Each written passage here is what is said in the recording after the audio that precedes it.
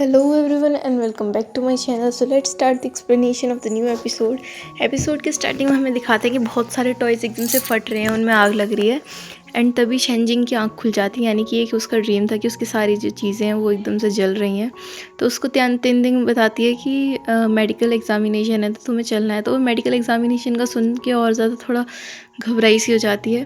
तो next scene medical examination का होता है, जहाँ पर टीचर उस पर जो डॉक्टर वो चिल्ला रही थी कि अपना हाथ दिखाओ, बट वो हाथ आगे नहीं करती है। अब वो क्यों नहीं करती अभी हमें यहाँ पर नहीं बताया। तो सब बच्चे बातें बनाने लगते हैं कि तो डॉम में भी फुल स्लीव्स डाल दिए, पता नहीं इसके हाथ पर क्या है। तो यहाँ पर फांगशु जो उसको बचाती है और कहती है कि प्रिंसिपल तुम्हें बुला रही है। तो वो शेनजिंग को बचा लेती है एंड खुद उसकी जगह पे बैठ जाती है। तो शेनजिंग जैसे ही बाहर जा रही थी गुस्से में, तो ये चीज़ गुशेंग भी नोटिस करता है कि शेनजिंग जो है बहुत ज़्यादा गुस्से में जा रही है। तो गुशेंग उसके पीछे पीछे जाता है और कहता है कि तुम्हें क्या हो गया है, और तुम मेडिकल एग्ज़ामिनेशन करवा लेती, दूसरा हाथ दे देती। तो कहती मुझे बस मेडिकल एग्ज़ामिनेशन करवाना पसंद नहीं है। तो यहाँ पर उसे बहुत ज़्यादा गुस्सा आ जाता है गुशेंग का कि मैं इतने प्यार से तुमसे बात करता हूँ, तुम फिर भी इतनी ज़्यादा मीन क्यों हो। तो इस पर शेनजिंग बोलती है तुम अपना टाइम वेस्ट मत करो और चले जाओ यहाँ से। तो नेक्स्ट सीन में गुशेंग जो है बहुत ज़्यादा सैड बैठा होता है, तो उसके पास फांगशु आती है। तो कहती क्या बात है। तो वो कहता है कि सही है, टाइम आने पर मैं तुम्हें बता दूंगा। तो वो भी उससे ज़िद नहीं करती और उसको एडवाइस दे के वहाँ से चली जाती है। तो नेक्स्ट सीन में गुशेंग की और शेनजिंग की जो ड्यूटी होती है ग्राउंड साफ़ करने की, तो वो उससे ऐसी बात करने की कोशिश कर ही रहा था, तभी वो देखता है कि एक शीशे का टुकड़ा शेनजिंग के ऊपर गिरने वाला है। तो वो शेनजिंग को एकदम से धक्का दे देता है एंड खुद उसके सामने आ जाता है। एंड यहाँ पर उसको बहुत ज़्यादा इंजरी हो जाती है, उसके पूरे हाथ में जो है कांच ही कांच घुस गया था एंड ब्लड बह रहा था। ये सब देख के वो घबरा जाती है और उसको शेनजिंग तुरंत डॉक्टर के पास लेकर जाती है। तो वो आओ कर रहा होता है, करा रहा होता है दर्द के मारे। तो शेनजिंग बोलती इतना भी क्या कर रहे हो। तो डॉक्टर उसको डांट देती है कि एक तो ये नॉर्मल सा रिएक्शन है, उसको दर्द हो रहा होगा, तुम चुपचाप उसका हाथ पकड़ो, मुझे थोड़ा साफ़ करना है। तो वो उसका टाइटली हाथ पकड़ लेती है। तो गुशेंग बोलता है कि थोड़ा आराम से। फिर डॉक्टर उसको कुछ मेडिसिन्स लिख के देती है शेनजिंग को और कहती है मेडिकल स्टोर से लेके आना एंड तुम ड्रेसिंग कराने के लिए हर दिन मेरे पास आना। तो गुशेंग को देख देख कर जो है शेनजिंग बहुत ज़्यादा सैड फील कर रही थी, बिकॉज ये सारी चीज़ें उसी की वजह से तो हुई थी। तो क्लास में भी जब गुशेंग हेड डाउन करके लेटा था तो शेनजिंग उसी को देख रही थी। तो यहाँ पता चलता है पीटीएमएन की। तो पहुँच जाती है हमारी फांगशु अपने फादर से कॉल करने और कहती है ग्रैंडफादर को भेज देना। तो वो कहते हैं ग्रैंडफादर ओल्ड हो गए तो इस बार तो मैं ही आऊँगा और तुम्हारे लिए तुम्हारी फेवरेट फ़िश भी लाऊँगा। यहाँ पर गुशेंग और वेली उदास थे। वेली इसलिए उदास था क्योंकि वो बुलाए किसको, और गुशेंग ये सोच सोच के टेंशन हो रहा था कि कहीं मेरी मम्मी और शेनजिंग की मम्मी एक सीट पर ना बैठ जाएं। तो यहाँ फाइनली जो वेली है अपनी आंट को कॉल करता है और कहता है प्लीज़ पापा को मत बताना। वो भी कहती है ठीक है, मैं पीटीएम में आ जाऊँगी और तुम्हारे पापा को नहीं बताऊँगी। सो नेक्स्ट डे होता है पीटीएम का, यहाँ पर सभी के पेरेंट्स आ रहे थे। तो यहाँ पर फांगशु भी अपने अपने कामों में लगी थी, बिकॉज एज अ मॉनिटर बहुत सारी रिस्पॉन्सिबिलिटीज़ होती हैं किसी भी इवेंट की। यहाँ पर देले को सर ने काम दिया था कि कोई भी पेरेंट आए उनका ग्रीट करके उनको बिठाने का।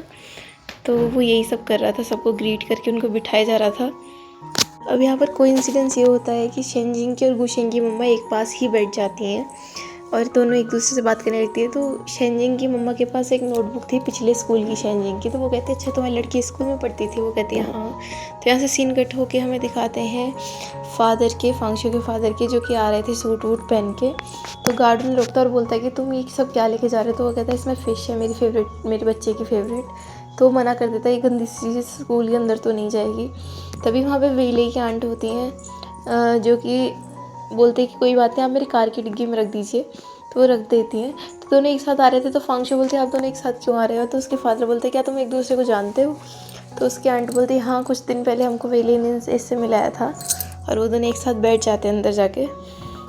तो यहाँ पर पीटीएम स्टार्ट हो गई थी, जहाँ पर ये जो है फांगशु के फादर वो अजीबोगरीब क्वेश्चंस किए जा रहे थे टीचर से, येस येस राइट राइट ऐसे बोले जा रहे थे। तो सभी लोग जो उन्हीं को देख रहे थे कि ये कितना अजीब आदमी है, कुछ भी बोले जा रहा है अपने आप ही।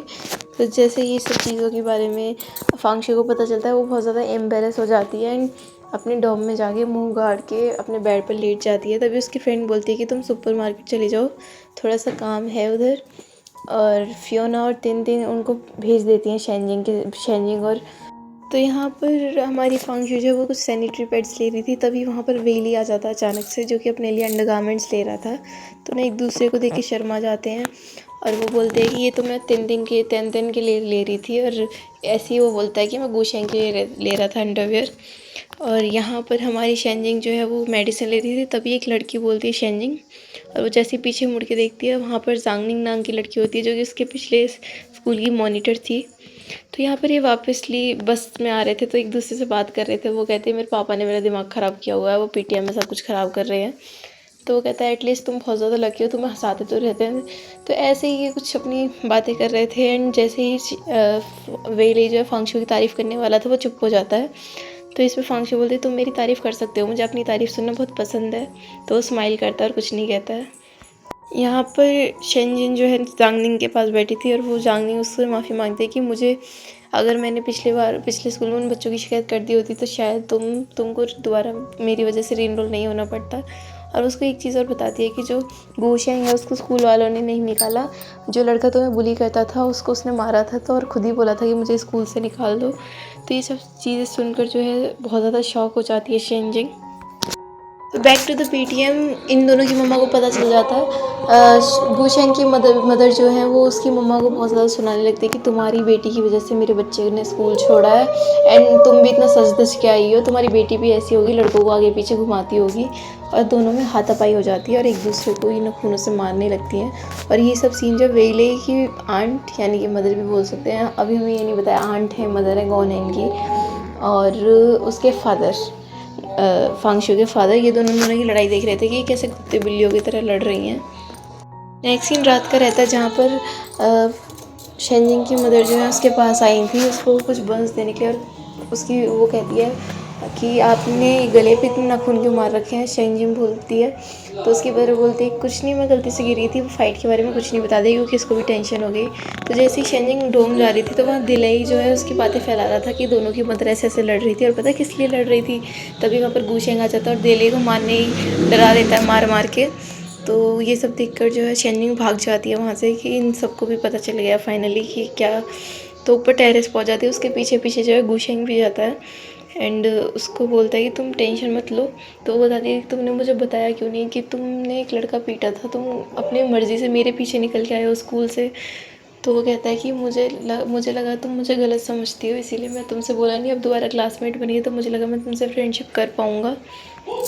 तो फाइनली वो अपना स्कार दिखाते हुए कहती है कि देखो इस स्कार की वजह से मुझे वो लड़का बहुत बुली किया करता था, एंड तुम्हें पता है इस स्कार मुझे कैसे पड़ा। तो वो बताती है जब मैं 13 साल की थी तो मम्मा डांस क्लासेस के लिए गई थी, मैं और पापा घर पे ही थे, तो गैस सिलेंडर में आग लग गई थी। तो उस आग में मेरे हाथ जल गया था, एंड मेरे फादर मुझे घर से बाहर निकाल रहे थे बचाने के लिए। एंड जैसे ही मुझे बाहर लेके आए मैं बेहोश हो गई थी, और डायरेक्ट जब मुझे होश आया मैं हॉस्पिटल के बेड पे थी। एंड उस दिन के बाद मैंने अपने पापा कभी नहीं देखे, एंड वो सिर्फ मेरी वजह से जो है इस दुनिया में नहीं है आज। तो इस सब चीज़ का ज़िम्मेदार, अपने फादर की डेथ का ज़िम्मेदार ये अपने आप को मानती है, एंड इसी गिल्ट में जी रही है। तो यहाँ पर गुशेंग उससे कुछ नहीं बोल पाता, एंड कहता है कि तुम मेरे शोल्डर पर अपना सर रख के खूब रो सकती हो। तो वो ऐसे ही करती है, एंड ये सीन बहुत ज़्यादा इमोशनल था।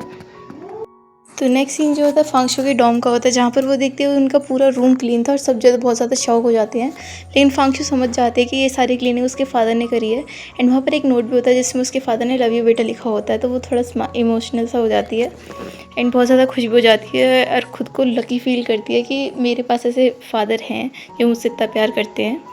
सो नेक्स्ट सीन में हमें दिखाते हैं कि तेन जो है उसको छेड़ रही थी कि तुम दोनों तो मिलते रहते हो। वो कहती है हम कोइंसिडेंटली सुपरमार्केट में मिल गए थे। वो बोले हाँ, जो प्यार करते ना वो मिल ही जाते एक दूसरे से।